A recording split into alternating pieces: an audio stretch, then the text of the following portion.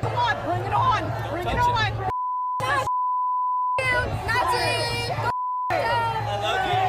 Elon Musk rocking a cheese head as he drives the left crazy. Over 200 Tesla takedown protests erupting over the weekend, with liberals smashing toy Tesla cars, hurling Nazi accusations at every Cybertruck they could find, and others busting out a Tesla two-step outside the dealerships, getting down to the electric slide. While their comrades burned down the electric cars, Elon Musk is still shocked by all the hatred. Isn't it shocking how much violence and hatred is coming from the left? I mean, isn't it supposed to be the party that they claim to be the party of empathy, and yet they're burning Teslas and shooting up dealerships and calling for the death of the president and me? I'm like, guys, you know, this is insane. Like, they're gone psycho. It was inevitable that at least a few Soros operatives would be in the audience. Give my regards to George. Say hi to George from me. But who's actually got time to sing dopey protest songs outside a Tesla dealership? According to Business Insider, it's a bunch of liberal boomers who traded their tie-dye for NPR tote bags. Quote, I attended 2 Tesla takedown protests. One generation showed up more than others.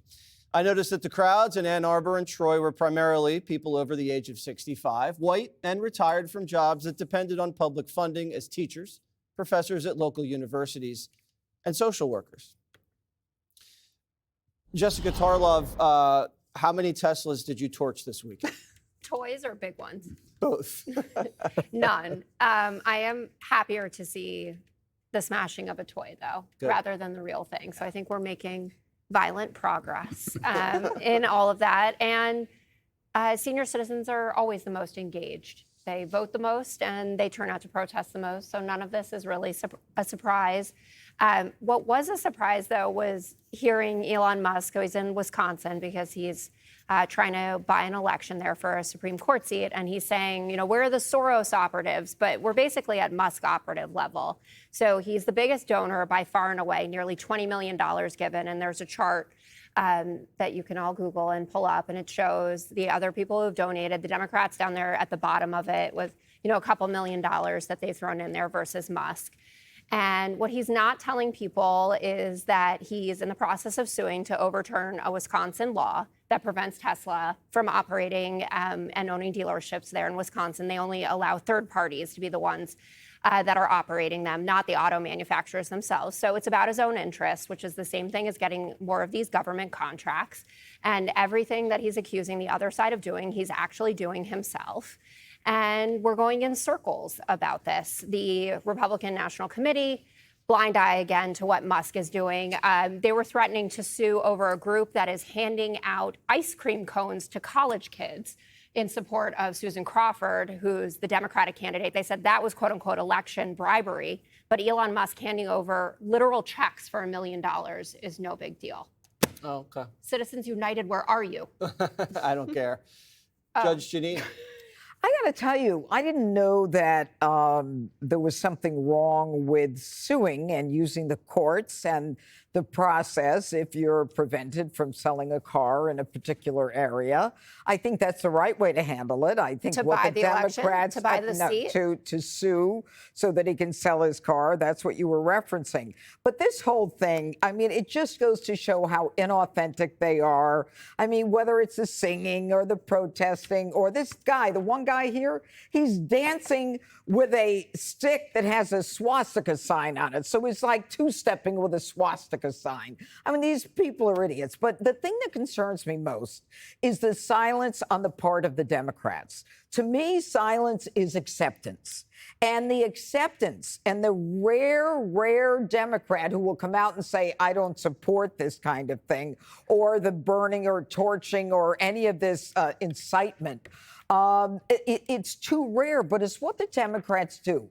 It's a party that's filled with hate. They don't use the courts. They instead, whether it was from the George Floyd riots to the occupation in 2020 in Seattle, Washington, to the Kenosha riots in Wisconsin, where over 100 businesses were destroyed, the attack on the federal courthouse, where it was a nightly riot at a federal courthouse, to Inauguration Day, where there was police vehicles and businesses set on fire, to Antifa attacks at Berkeley, riots at the Supreme Court after the Dobbs decision, the Atlanta Cop City. I could go on. I'm going to bore you. But this is who the Democrats are. They are haters. They use violence. They don't know how to use the courts in a way to protect their own rights. And it is disgusting. And the Molotov cocktails and everything they're doing is a violation of law in our institutions. And I hope that Miss Jasmine Crockett, I hope that she was happy with her day of action, because it didn't seem to come to much at all. Greg, were you surprised by the level of protests? Shocked? Did you not care? Well, I was out on Saturday. It was a beautiful day in Lower Manhattan. My family, my large family, we went out. We got breakfast. We walked through Soho with the dog and the baby. It was really nice. It was objectively serene. 6 blocks away, there was, I think, a protest at one of the Tesla dealerships, but I felt a million miles away, because it makes me think. I like to get as close as I can to this human element, like what possesses people to fill up their lives with politics. And how can their resentment be so easily directed at a fresh cause? This is transient activism. It's 1 month it was against the police, then it's the Palestinians, then it's climate, now it's Tesla. The only thing you can do as a normal human being is kind of just gawk and just walk by. There's not a lot of these people, but I think the difference between the left and the right is that, I would say since the late 1960s, the cry was, we're making politics personal, that the things that you vote for are reflective of who you are. So no longer could Republicans and Democrats kind of hang out together, play golf together, work together. The left, instead of focusing their dislike for the policy, they focused their hate for the person who holds that policy or holds that vote. Therefore, if you're a Trump voter, I can hate you, I can chase you in a subway and take your hat. Imagine living like that. So if somebody doesn't completely agree with you, you hold resentment for everybody, and it can be easily targeted for anything. Someone once said, and I said this on Friday, you hate the sin and not the sinner, because the underlying belief is that we're all kind of basket cases. We all got problems, but you can see the problems. You can look at these people and you can go, this isn't about Tesla. This isn't about the climate. This isn't about the police. These people have underlying spiritual, family emptiness. And for them to just so easily fill up that hole with rage, with something, and as the judge said, it was whether it's the George Floyd riots or even like trans extremism, you can see that there is something definitely wrong with them. Someone wrote a book about that. What was the book called? Get It Together. Get It Together. Oh, But I read that book. Don't you find it interesting that once identity politics kind of like fizzled out, we now have a division by class? It's now a class warfare thing. But you also saw very few blacks in these protests. And I think because they learned from BLM that it was all BS, that they got burned once. So what you see, no matter the age, unwell, disheveled loners. We're crowdsourcing the unwell. We're using people who have nothing to lose for whatever purpose it is politically, and they just direct it at the latest target. Yep. Katie?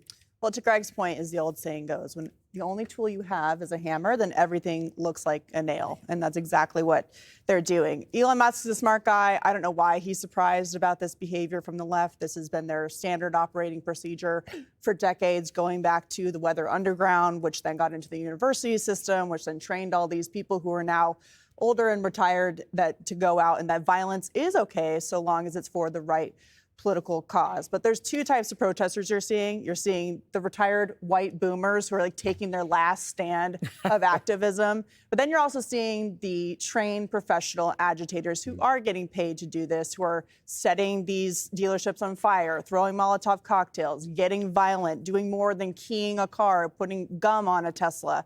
And the only way this is going to stop is when there are consequences for their behavior. So in states like Florida, it's a felony to vandalize a vehicle. So the people are learning a hard lesson there. And in states or cities where the prosecutors are soft on crime, the federal government and DOJ, Pam Bondi, FBI Director Kash Patel have said, we will come after you and throw the book, and we'll treat this like domestic terrorism, because that's exactly what it is. One thing I want to say about the Wisconsin Supreme Court race, Elon has put money into that race, but Susan Crawford has also gotten tons of money from outside groups. And she has openly said she needs to win that seat because she wants to take away 2 congressional seats by redistricting from Republicans. So she's doing it for her own political ambitions, not to uphold the law. So you can argue that Elon has his interests, but so did the Democrats in Wisconsin. I'm just saying he's, by him victim blaming up there and saying, like, I'm the innocent guy here and it's George Soros that's doing this, that it's denying the fact that he's the single biggest money influence in this election. And they also tried he's to. pretty open about the money influence he's giving. Well, it's not the dark reason money. for it also. He doesn't get up there and say, oh, I can't, my Tesla dealerships can't operate here. I can't run them. He's not talking about that at all. And Susan Crawford, I don't know, that's like her personal goal. Like she's going to run for the congressional seat, or she understands the control. She has said we need to take the control so we can redistrict, so we can take away Republican seats. And Hakeem Jeffries also has confirmed it. All right, that was really interesting. Yeah. Click here to subscribe to the Fox News YouTube page to catch our hottest interviews and most compelling analysis. You won't get it anywhere else.